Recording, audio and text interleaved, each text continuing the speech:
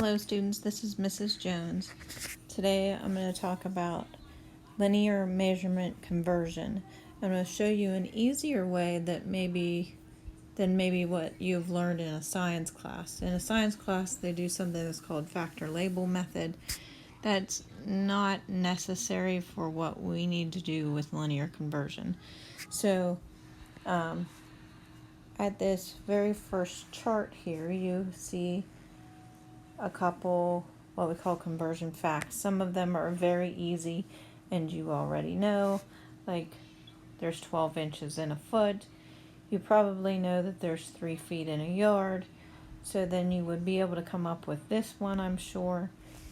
The last two you might have to refer back to the table for, and that's okay. But the more you use a conversion factor, the more you're going to have it ingrained in your head. The nice easy conversion method we're going to use is written right here in the middle of the page. It says that if you're going from a large unit to a smaller unit, you're going to multiply by your conversion factor. So a large unit into a smaller unit, you're going to multiply by your conversion factor. And then vice versa, if you're going from a small unit into a larger one, you're going to divide by conversion factor. And of course I start off these examples very easy so you can kind of get an idea of what's going on.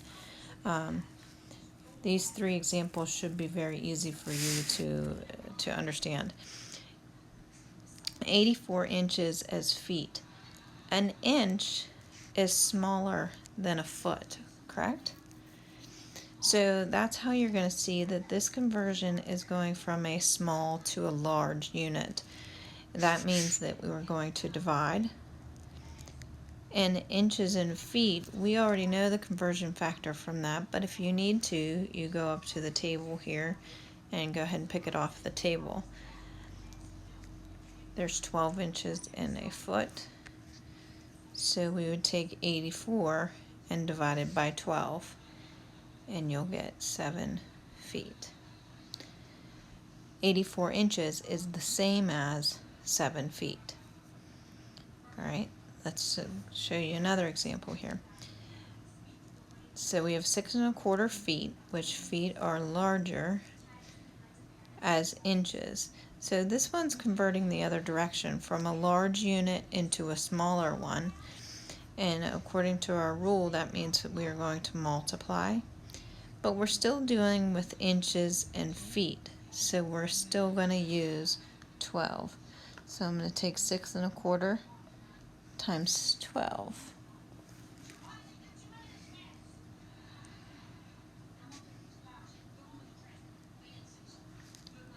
Right?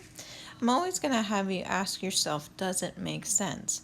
It's 6 1/4 feet. We would expect to have a lot more inches because each inch is smaller, right? So there would be more of them in that space.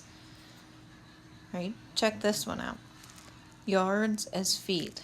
A yard is like a yardstick. That is larger than a foot. So we're going large into small, and according to our rule, we're going to multiply. Now I kind of shifted gears here. This is yards and feet. So the conversion factor for yards and feet is up here at the top. The conversion factor is 3. So we're going to take 9.6 times 3, and we get 28.8 feet as our answer.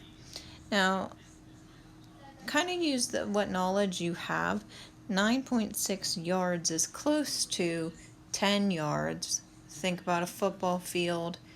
Yeah, 10 yards on a football field seems like there might be 28 rulers that you would lay down to fill that distance.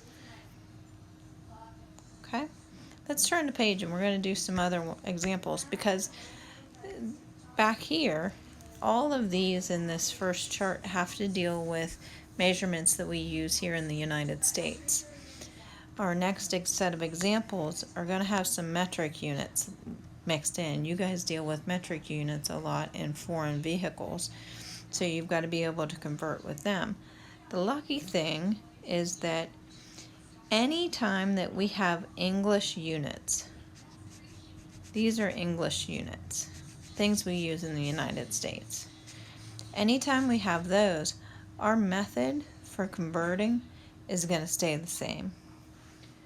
So these ones down here, these next set of examples, I'm only going to do a couple of these. I would want you to do the rest on your own.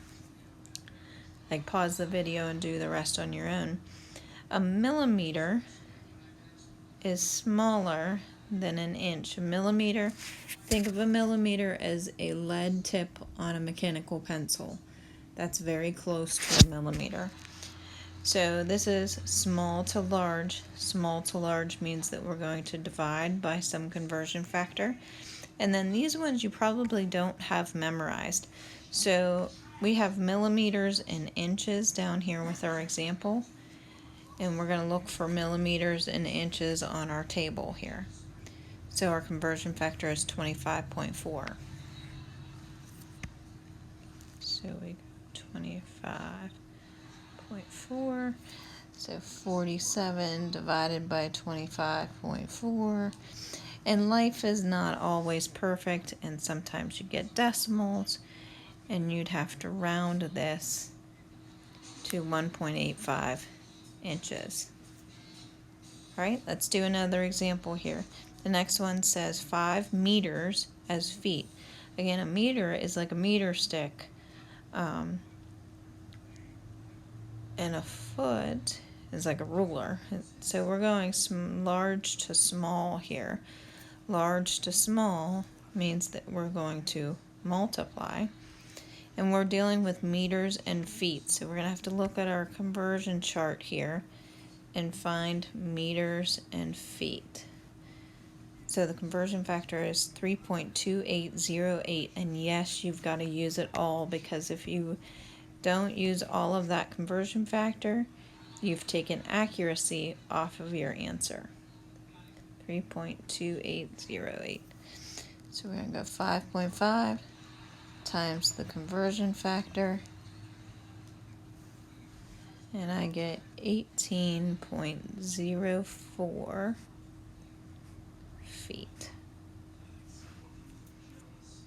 All right, let's do one more of these ones here. Centimeters as inches.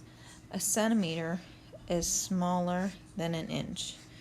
So we're going small to large, which again, because of our rule, that means that we're going to divide. And centimeters and inches, if you don't know it, you're going to come up to the chart and find centimeters and inches. So our conversion factor is 2.54. 2.54. There you go. Let me do the calculation right here real quick. And I get 6.61. I'm rounding everything to 2 decimal places, just for the sake of rounding it, not keeping huge decimal. All right, cool. So anytime the United States is involved, United States again are inches, feet, miles, yards. Anytime the United States is involved, we are using this method. Okay? If only metric is involved, that works a little bit different. And it's actually easier. There's these prefixes to the metric system. And then there are base units. There are a lot more base units than that are written here. The nice thing about the metric system is they use the same structure no matter what you're dealing with. This little thing, kids have dropped dead converting metrics, is just a mnemonic that will help you remember the order of the prefixes, because that's very important when you do conversions in the metric system. All right, I'll get this erased. And let's go do an example. here we have centimeters to millimeters. So I'm right here at centi to milli. That means I'm moving the decimal place one place to the right. And that's all we do. So this decimal point right here, we're moving it one place to the right, and the answer would become 27 millimeters. The metric system is all about moving the decimal point. Let's do another example here. This is meters to millimeters. Meter is right here in the middle, and if we want to go to millimeter, we go 1, 2, 3 places again to the right. So if we take this decimal point and we move it 3 places to the right, we've got some empty rockers to fill in. It would become 800 millimeters. Okay. All right, one more example because this one's a little bit tricky. We have centimeter to kilometer. Centimeter is down here on the right, and kilometer is way up on the left. So when you count over, we're starting here at centimeter because that's what we're given first. Centimeter, 1, 2, 3, 4, 5. It is very important that you count the middle spot, the base unit, as a movement. Students will make mistakes and not count that middle spot, but this means that we're moving 5 places to the left. 5 spaces to the left. Here's the decimal point right here after the 4. 1, 2, 3, 4, 5. We've got craziness going on. Got an empty rocker that ends up in the front there, right? So it would be 0.05674, and this is now kilometers. All right, so when you're converting with just the metric system, it's all about moving the decimal point. And then anytime the United States is involved, we're going to be using this large to small, small to large kind of method, right? I hope this video helps explain the linear conversions and the easy way to do linear conversions. I would like you to do the Google quiz. Make sure you hit submit on the Google quiz, and make sure you hit turn in on the upper right hand side of the Google assignment. All right, thank you. Have a great day.